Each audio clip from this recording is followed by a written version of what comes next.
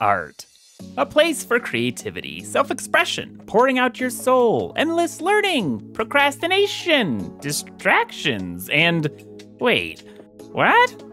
Yeah, sometimes we make art when we're feeling distracted, and sometimes we distract ourselves from making art.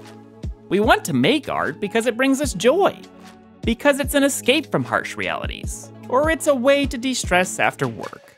But sometimes art itself can feel like the work, and it's easy to get distracted with other tasks. Can't start drawing, I haven't begun the laundry yet, or ate dinner, or checked my notifications, or made art yet today. Wait, distractions, they're everywhere. We can't control them all, and even the ones we can control can be hard to deal with sometimes. I get it. Really. Sometimes this is the hardest part about art. Spending time focused on it without the distractions. But at least we can talk about some of the simpler ways to reduce distractions. Yep, things like putting your phone away, far away, drawing traditionally away from screens, grabbing a friend to catch you when distracted. Yeah, I know you've probably thought of this stuff before. It's easy to forget though, right? I know I do. Talking about distractions leads to why we might be distracted, so let's talk about procrastination. Procrastination is when we seek out those distractions to avoid what we need to do, even if we really want to do it. That's why you're here on YouTube, right? There's a hidden mental barrier preventing you from starting a task, and even telling yourself that it's so easy doesn't actually help sometimes. A lot of the time we might not even realize we're procrastinating. We just get lost in all of the other things that we need to do to clear out the time for art. But really, we didn't actually need to. Why people procrastinate is something that can differ person to person, and is something that I certainly can't tackle in one video, but there are some strategies that we can use to try to make it easier on ourselves. I'd actually like to make a few videos about this and distractions in general, but here's some quick ideas. Being forgiving to yourself. Telling yourself that even though you feel bad for avoiding what you love to do, it's okay to make mistakes and get right back to it. Giving yourself incentives. If I draw for a little bit, I can go get some ice cream afterwards. Tricking yourself into doing art for just a few minutes. Even if you know you're doing this to yourself, it often works, and you'll find you'll make art for quite a bit longer sometimes. Removing roadblocks to starting, using quick and dirty supplies like a chalkboard or a cheap, boring sketchbook that you have nearby. But there's plenty of strategies out there, some that you may find work for you, and some that don't work at all. We'll look into some in upcoming clips. Some of you might be thinking, well, gosh, all this sounds like ADHD, Kanjon. Yup. An artist with ADHD? How is that possible? Well, yep. It seems like a lot of people are discovering that they have ADHD and always have, due to better past the diagnosis and being more informed about what it is online. Anecdotally, it seems to be common among artists. I really have no data to back this up, but it wouldn't surprise me if it turns out artists and creators in general are more likely to have ADHD than others. We want to chase after so many different things, right? Paint new characters, try new techniques, look at shiny colors. We like to make things, we like to change directions and express ourselves in new ways.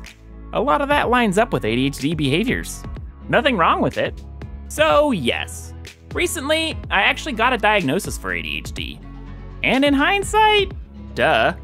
But there I was, as an adult, talking to my doctor about me thinking that it might be worth exploring, followed by them telling me it was pretty plain that I had it. How about that? I didn't even begin to consider the possibility until a couple years ago, when a friend tossed one of those shitposty bingo boards about ADHD at me.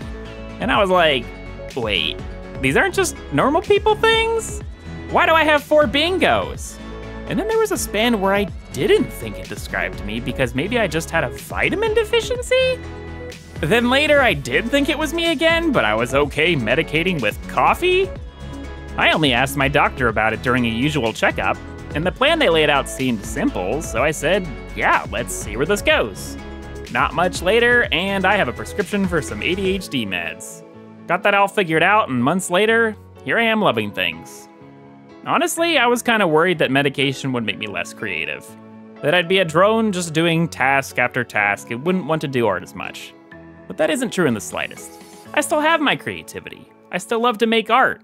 and can even focus on it a lot more now, and really don't observe real negative impacts on my life. I can't believe it took me this long. I really can't stress that last part enough. It has not made me less creative. Sometimes I feel like I can be even more creative because I can focus on one bit of my imagination and follow it for longer. It's been a universal improvement on my day job, my love for art, and my ability to just do what I want when I want to, including making these videos. I know it's not always so simple to get a diagnosis. Especially in some areas of the world right now, there can be long waits for a doc and for meds. But try not to let it stop you from getting started if you think it fits you. But it doesn't mean that medication is the only solution or the entire story. There's still loads of time management strategies and tricks to get to the things you want to do, particularly in art. Giving yourself specific things you can draw when you don't know what to draw. Telling yourself that you only need to do 5 minutes of art and see where that goes. Making lots of little fast thumbnails and seeing if you like any of them. I think I put a good bit of those tips in my videos this past year. Actually, heck, I made reference to my short attention span in my very first video. People with short attention spans, like myself, have I come a long way in editing videos since then. But it's not like my tips are only for people with ADHD. Everyone struggles with time and task management. But it often affects people with ADHD a lot more, among other things. Managing ADHD and art involves a lot of the same strategies that you'd use to manage procrastination and distractions. But it's key to be forgiving of yourself. You're going to struggle to maintain focus and habits, and some tricks that you use one day might not work the next. Keep trying new things. Friends can help a lot. If you've got friends in the area that also like to make art, or just want to hang out while you draw, you can keep each other honest. I've hosted some arts and crafts days at my house where some of us might draw, some might do puzzles, some paper crafts, but we're all spending time together making something. If you thought ADHD might describe you, even a tiny bit, talk with a doctor or therapist if you can. See if you can discuss a path towards solving your struggles. It might be ADHD and medication. It might be something entirely different that you hadn't considered. Trust me, I know it's hard to get it started, especially if you are of the ADHD type. But just like getting started with art, don't feel guilty. There's nothing wrong with starting that process now. I'll put another video or two in the description with some more perspectives on ADHD and managing procrastination and distractions if you're interested. But no need to if that's not your jam.